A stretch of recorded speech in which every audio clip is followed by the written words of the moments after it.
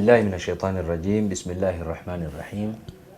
Assalamu alaikum wa rahmatullahi wa barakatuh. Wa alaikum assalam wa rahmatullahi wa barakatuh. Twesimye nnyo okubeera nammwe nate ku lutimbo olw'emirembe Salam TV. Tubaaniriza mu program ekkubo ebeerawo obudde bwe buno abantu beebo. Alhamdulillah, Allah tumwebaza atuwadde obulamu ate ntusobola okudda. Nze Mustafa Muhammad Mutuhe nkwanjulira program. Tulina musomesa waffe Sheikh Idris Ahmed Kasujja Rubobbo okuva mu Emirates College Enkowe. Era nga bwe tubeera netulaba ensi gye tutambuliramu tugitambuliddemu tutya, twetaaga kumanya ki, twetaaga kuleka ki, oba oliawo ensi netwanguyira ebintu bingi nnyo, ebizibu bingi nnyo mu nsi yetusanga, naye ate n'abuweweevu mwebuli lwakuba munnaye oluusi tetubutunuulira. Sheikh, tukwaniriza. Alhamdulillah, nange neesiimye okubeera nammwe nate omulundi omulala. Mbalamuseeko nti assalamu alaikum wa rahmatullahi wa barakatuh. Wa alaikum assalam wa rahmatullahi wa barakatuh.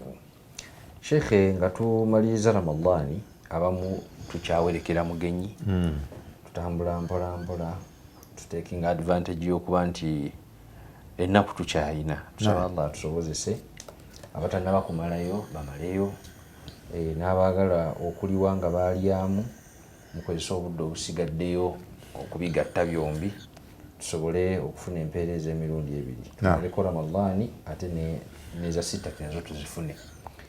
Naye Sheikh, nga tubadde mu Ramadani tulabye ebintu bingi nga tutambula mu Ramadani omwo. Lwaki abantu bakyuka, lwaki Ramadani etulabisa tulaga nti tusobola, ate Ramadani neggwa ne tukola birala, n'ensonga ne tuziraba ono mu programu yaffe ekkubo. Naye waliwo ekintu kiina akakwate ku nkola yaffe ey'emirimu oba ku mpangala yaffe oba mu ngeri gye tutambuzaamu obulamu bwaffe. Ekintu ekyo tukiyita, waliwo ekigambo kye bagamba nti lemerako, tovaako. Bano ba motivational speakers batera tuga don't give up, don't give up. Don't give up yakyogera naye nga tamanyi buli omu kyayitamu. Olwaleero tuli mu kabiga k'abasuubuzi kwekalakaasa olw'emisolo.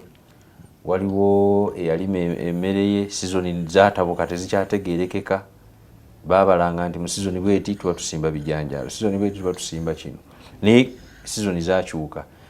Oli agamba nti lemerako, ye tamanyi gwe ali eno biki by'oyitamu. Abasomesa mugamba nti obusomesa okubuwangaaliramu nno munnange nabwo si bwangu, kasente k'obusomesa nga tekawera. Buli omu alina kyayitamu kyalengize ng'omuntu, naye bali bakugamba nti lemerako. Kati ate omuntu reality kicks in, obuntu bujja ne butuwamba ne buga nkooye, mbikoze naye mpulira nkooye. Naye ng'okooye bwongo, omubiri tegunnaba kukola ki? Kukoowa. Ebiseera ebimu omubiri guba tegunnakoowa, obwongo ne bukoowa, n'olira nga tokyalinayo ssuubi mu maaso. Kati ne kiviiramu abantu okwesaasira. Abamu bawulira buwulizi, gundi yakitandika yali agezaako okukola ne kifa. Sijja kiyingira ekyo, naye yeesaasira nga tanaba nagezaako. Kiva ku ki abantu okubeera nga beesaasira, okwesaasira entuuyo, okwesaasira okugezaako, okwesaasira okuyamba, okwesaasira kwonna kiva ku ki? Bismillah wassalatu wassalamu ala nabiyina Muhammad wa ala alihi wa ashabihi ajma'in. Waliwo kye bayita alhashashatu nafsiya, ekintu ekirhash mu Luwarabu kyekiri fragile, ekyangu kyo kugamba nga kyangu kyakwatika, egi egiraasene ey'oluwewere bwe bityo. Kakati n'omuntu, omwoyo gw'omuntu, omutima gwe, mayindi ye, ebirowoozo bye nabyo bisobola okubeera hash oba hasha, bisobola okubeera ebyoluwewere kati omuntu oyo ayenjebuka mangu, alebera mangu. Kikula ky'abantu oba abantu abamu? Kakati waliwo abantu boyinza okugamba nti ekintu ekyo kiyinza okusinziira ku nkuza gye baamukuza kwekani bakirwanyisa. Omuntu n'atabeera mulebevu bw'ati, n'atabeera muyenjefu. Naye kakati bangi muffe tetukyasobola kwaŋŋanga bizibu n'ebintu ebitusoomooza mu nsi, tubreakinga down mangu. Buli wajjawo crisis ne wajjawo ekizibu, kwegamba omuntu omusanga gweredde. Tujja kufunayo ebifaananyi ekintu ekyo, kwegamba omusanga awanise, akutte ebendera ey'okuwanika. Sheikh, ekyo ndowooza tukituukako lwa nsonga nti ebiwundu ebisinga okubeera ebingi ate nga byasima bye tutalaba, nti abantu tulaba kiwundu kyakungulu naye olaba n'omuntu bw'afuna accident nga atonnya omusaayi bamututte mu ddwaliro, abasawo tebatera kutya nnyo, naye baba talina kaaliko naye nga batunulira emmotoka ne bagamba muteeke mu sikaana, ayinza okuba alina internal bleeding. Batya nnyo ekyomunda okusinga kino kye basobodde okulaba ekyokungulu. So kati ffe tulaba nnyo nti abantu bawanise lwakuba tulaba byakungulu, naye ebiwundu ebisima bisinga kubeera bya munda. Kati bisinga kubeera bya munda. Kakati omuntu yenna bw'abeera nga embeera ye efaanana bw'etyo, nga buli ekizibu ekituuka ekimutomera akola ki? Ayenjebuka. Kankuwe ekyokulabirako eky'omuntu, omuntu ayinza okuba abadde agenda ku mulimu, emmotoka nefuna punch, omupiira ne gugwamu. Kakati omuntu ayina omutima omulebevu, asooka n'atya, n'alowooza nti abantu bonna ebirowoozo byabwe biri ku ye. Kakati emmotoka, kati nze wano emmotoka ngenda gipaakinga ludda wa wano, kakati nze buli omu agenda kuntunuulira, kakati nze omupiira ngenda kugujjako ntya, kakati ngenda kukeerewa ku mulimu, kakati mukama wange agenda kunnenya, agenda kunkola ki? Agenda kunkyomera, bayinza n'okungoba ku mulimu, kakati nze omulimu omulala ngenda kugujjawa. Ebyo byonna birowooza lwaki? Yatuusedde eyo. Yatuusedde eyo ku kumugoba, naye omupiira gukoze eki? Guweddemu mukka. Kakati omuntu omulala omusanga nga ekizibu ng'ekyo kikoze eki? Kize. Kyasooka okulowooza nti omupiira guno nyinza okuba nasimbudde okuva awaka nga guli haafu, saategedde. Kakati najjukira naga nti ekintu kye batugamba nti olina okucekinga ku mipiira gy'emmotoka nga tonnaba kuvuga.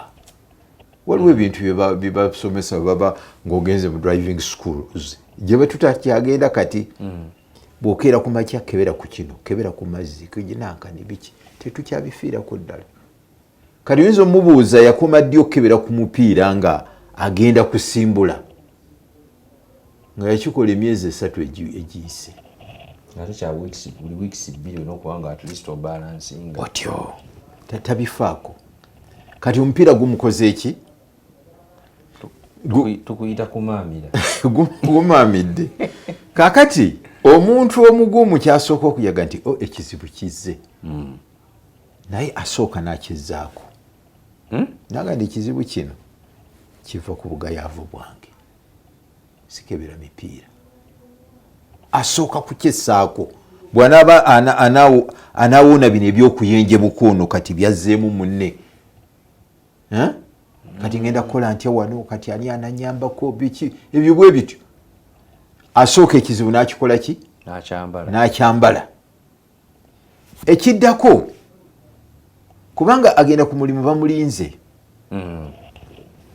ekiddako akwata ssimu mu biseera bino, n'akuba naga nti bannaye nfunye ekizibu, ayinza okuba badde agenda mu meeting, sometimes ayinza okuba nga yabadde agenda n'okukyeyalinga banno bakubira immediate mukubiriza w'olukiiko bakubira ogambe nti nfunye ekizibu bwekiti ne bwekiti, naye mbadde ndowooza ndi lw'olukiiko terwaliyimiridde. Gundi waali atuuse nti atukubidde agambye nti ali mukubajja, oba atuuse mugamba atandike nange mbasange. Bw'obeera ng'obadde nga musomesa ogamba okubira immediate supervisor wo doosi muge doosi nfunye ekizibu, naye abaana abo otyo abaana abo tebaalisigalidde awo, walisaza amagezi ne wabaawo omuntu abayingiramu kiraba. Naye abasinga obungi mwana watu tetubikola ebyo, tetuhandolinga bwe tutyo. Osanga oli essimu ate awo wennyini wagigirako. otutegedde otya? Essimu oli wakola ki? Wagigirako kuba bagenda mubuuza kino, bagenda mugamba oli luddawo biki, ate ayongera bizibu ku bizibu, awanise mangu. Naye abantu bategeeze baga nti gundi afunye problem. Ate okubategeeza kuno kubeera kwa makulu nnyo singa tebakumanyiira ku mulimu nti oli muntu wa excuses ezitaggwa. Bw'obeera wa excuses ezitaggwa bajaga nti oyo bw'atyo ayinza n'okuba nonga omupiira sigulina kye gubadde, ayinza n'okuba alimba kubanga wamanyira ki okiraba. Kakati ekyo tuyise hashasha nafsiya nti omuntu awanika mangu, kati okukkakana omuntu oyo agenda okuvaamu nga oluusi ne pressure erinnye bimutamye takayikati yene emmotoka nagula yaki, naye singa nga yabadde yakebedde ku mipiira egyo yagenda nti omupiira guno gukendedde kantuukire we bongereramu omukka, n'agwongeramu n'agenda. Era nekisigala mu mind nti bwe naaba nva ku mulimu nyina okuyita ku petrol station batereze ki omupiira guno kiraba. Kaali ebyo byonna teyabikoze kiraba, akutte bendera awanise. Kakati ebintu ebyo ebiseera ebisinga obungi bifa ku ki? Biva ku bintu ebyenjawulo, naye kimu ku byo inhisaaru ddiini, kwegamba obutabeera na mutima gwa ddiini. Eddiini eno eyamba omuntu okubeera omugumu. Kakati omuntu ng'alimu eddiini ekizibu kyonna nga kyazze okusaala ennyo kuŋŋumya kutya eddiini ng'ezzaga nti alhamdulillah Allah bw'atyo bw'akigeze naye nkivaamu ntya. Teyeekwasa balala. Waliwo abantu abamu nga ekizibu olumutuukako bw'ati oyo gundi oyo gundi kale kyova olaba nga kyova olaze saaga kutwala mmotoka yange bamakanika ba gundi kati bagenze kugitta gundi oyo yaŋŋambye ntwaleyo ebyo. Kaakati talina kizibu kyawuninga nti kiki, talina kizibu kyayambala nga bwe wagambye. Buli bimu oteekwa okuba waliwo amulimirira, waliwo amukola ki, waliwo amulwana. Buli ekizibu kyonna ekintu ekitutuukako ebiseera ebisinga obungi ffe ffennyini abatuukiddwako ekizibu ekyo tubaamu ne roll nga bwe nkuleetedde oli owo omupiira tubaamu ne roll kiraba.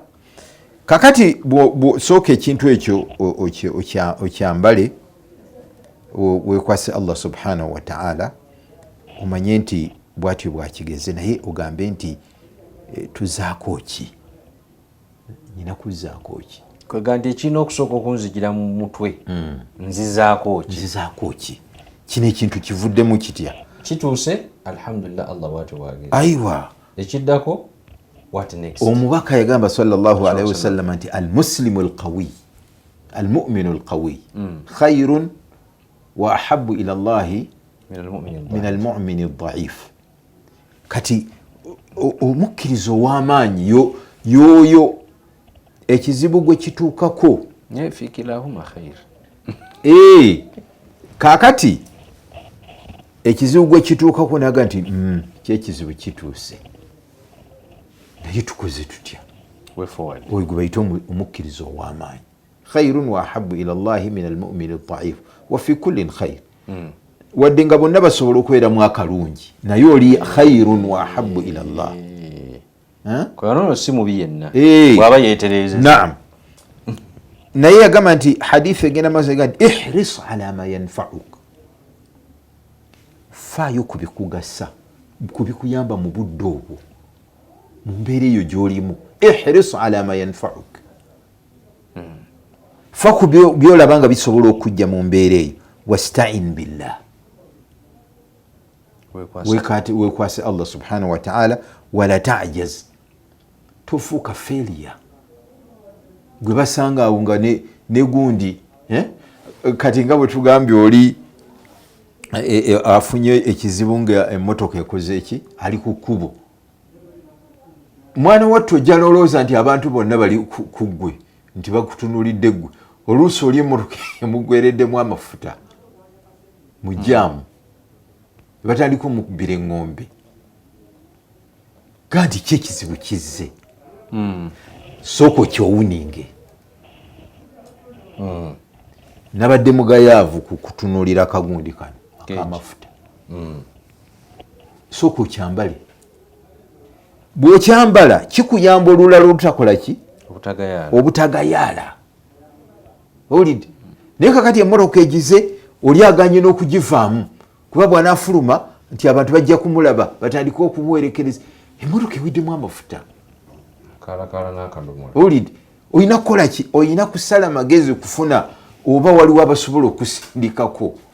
Omanye nti ojja bawayo 5,000 oba 3,000 bakusse wali wabbali. Kyekizibu kizze kati awo okolimiraani bweba yiyo anti olina kwekolimira gwe.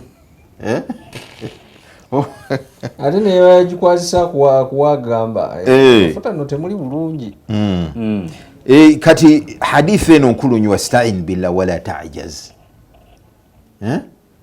toggwamu maanyi. wa in asabaka shay'un, ekintu bwe kiba kikutuuseeko, fala taqul law anni faaltu kadha kana kadha wa kadha. Singa nakoze bwe nti kyali bali ganti kizze oba lwaki nayise eno mafuta matono kasozi. Abaganda balina olugero lugamba nti gyotayitidde gye balidde ekyenkya. Kakati omuntu akeera ng'enjala emuluma naga nti oba ngendeko wa Sheikh Mustafa oba ngendeko wa Musa gye batera okuvumba ekyenkya. Kali bw'agenda eno wa Mustafa asanga teri, naga nti singa nagenze wa Musa. Kakati ate singa atuuke wa Musa nga tewali, alaga nti singa kwega gyatagenze gye bakoze eki. Eno gyoga nti singa saayise eno biki. Kakati ayinza n'okubanga mu mmotoka yataddemu omuntu naye naga nti kampite egindi wano nsobole okutwalayo gundi. Ekintu wadde okoze kirungi. Kali ate lwaki okyevuma essaawa eno singa teyabadde gundi ono eyampise. La tajaz. wa in asabaka shay'un fala taqul law anni fa'altu kadha kana kadha walakin qul qaddara Allahu ma sha'a fa'al. Allah bwageze fa inna law taftahu amala ash-shaytan. Kakati Allah wageze kati kyekiddako. So si Allah wageze nozinga emikono. Nozinga emikono. Kakati inhisaru tukolera ensobi awate. Tukolera ensobi. Kakati inhisaru ddin. Ebintu okubijjamu eddiini. Kati Allah wageze naye kati nkoze ntya. Gwokimanyi nti ekimu ku bintu bye batwogerako ffe Abafirika kulwawo okugenda mu malwaliro kwekebeza. Kyogereko. Kulwawo okukola ki? Kyogereko. Naye obwo bwe bulebevu bw'omuti. Omanyi ekitugaana? Bayinza okantemera eyo nti nyina kansa. Bayinza okantemera eyo nti nyina AIDS. Bayinza okantemera eyo nti ekibumba kirwadde. kakati nogaa nti bw'otagenda nga kiwona. Eyo hashasha nafsiya bagenda okutwala otuuka mu ddwaliro nga nti it's too late. Tewali kyebaza stage 4. Stage 4 tetukyalina kye naye nga bulijjo symptom tuziina. Allah tetugenda kakati okuyanjabuka okwo okufaanana bwe kutyo kuli mu bulamu bwaffe, kuli mu bintu by'eddiini, kuli ku levo eya umma, kuli ku levo yaffe ng'Abafirika. Waliwo ebintu nga tulina hashasha tutya Abazungu ng'abatya ennankani. Ekyo kimanyi kituufu n'ensobi zonna ze batukozesezza okuviira ddala ku bantu boyinza oga nti bali waggulu ku bakulembeze.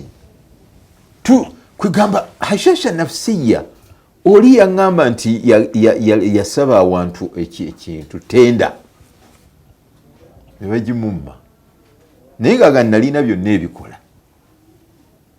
n'agenda gy'agenda mu mawanga g'Abazungu n'afunayo ebizungu n'abyambaza amashuuti n'abantaayi n'abikuulira briefcase n'abiwa paperwork gwe yali amaze okukola ne biga nti bye binnannyini kampuni ne bigenda tenda byavaayo bigifunye ng'ono muddugavu n'abagigaba baddugavu. Kwe kubonaabona kwe tulimu kati eyo hashasha nafsiya sheekhe, kwe kubonaabona kwe tukyalaba ne policies ezitufuga si zaffe.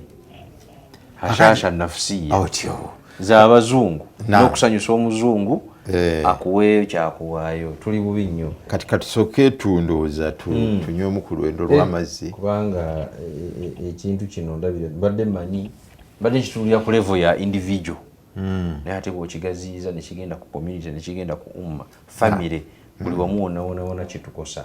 Oli ku lutimba olw'emirembe Salam TV program Ekkubo. Olwaleero tutambudde ne lwaki tupondooka mangu, lwaki twesaasira, lwaki tetulemera. Okozesezza ekigambo eky'okupondooka.